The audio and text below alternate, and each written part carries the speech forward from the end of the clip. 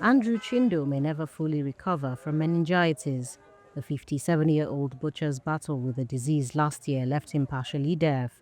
He now relies on others like his brother, Musa Titus Awanson, to communicate. My brother's illness started with a fever in the peak of the hot season, and his neck was stiff. He couldn't move it. We were in and out of different hospitals for 2 months, but unfortunately, it has left him deaf in his left ear, and you have to scream in his right ear for him to hear. For decades, Nigeria has recorded cases of meningitis, a seasonal disease that affects the brain and spinal cord, caused by viruses, bacteria, and fungi. According to Nigeria Center for Disease Control, at least 150 people died in April last year, with nearly 2,000 suspected cases reported in more than 20 communities. This year, health authorities warned of a heightened outbreak risk, particularly in northern Nigeria. 11 states are currently under high alert as temperatures in those areas surpass 40 degrees on most days, increasing the risk of transmission.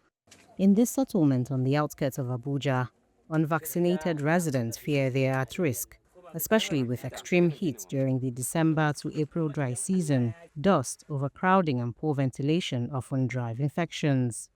Living in this area exposes you to all kinds of diseases. I've not been sick from any of these diseases, but I would take the vaccine now that there's a risk because the weather is hot. In 2024, Nigeria became the first country to roll out the Men5CV vaccine to protect against 5 strains of meningitis, including A, C, W, X, and Y serogroups. But experts say there's a vaccination gap for newer strains, which is largely responsible for recent cases. The issue is that we don't have enough access to the communities that are at highest risk because of, we don't have sufficient vaccines for now. We have only 1 million and it has been used. So we now have to plan on how to be immunizing continuously for the next 5-10 years with a vaccine volume that is beyond 80 or 100 million. In 2022, the government set up a committee to ensure local vaccine production and reduce reliance on imported vaccines.